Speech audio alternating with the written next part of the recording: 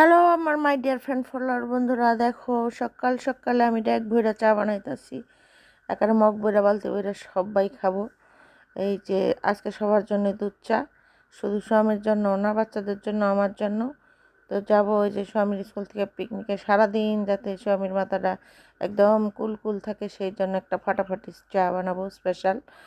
তো দেখো আমি চায় কী দেই, তোমরা ওইভাবে খাইতে পারো, সেই লেভেলের মজা যারা চা লাভার আছো। তো জীবনটাই সবার চা চা হয়ে গেছে আসলে।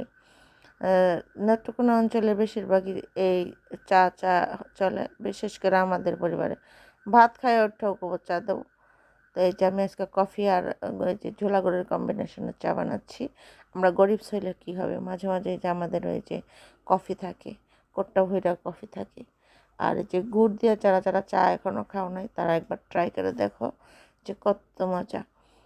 তো চা কিন্তু আসলেই মরাবাড়ি, বিয়াবাড়ি, হাঙ্গাবাড়ি, যেখানে কেউ সব জায়গায় চলে। চাটা সারা জীবন একদম অচল, একদম অচল। মাথা ধরা থেকে শুরু করে জ্বর আসলেও, মানে আর কিছু খাইতে না পারলেও চাটা লাগে মানুষের। তো চা কীভাবে জড়ায় গেছে, তো চায়ের হাজার বাদ দিতে চাইলেও কাম হবো না, লাভ নেই। তো ভিডিওটা কেমন লাগলো একটু জানাও প্লিজ।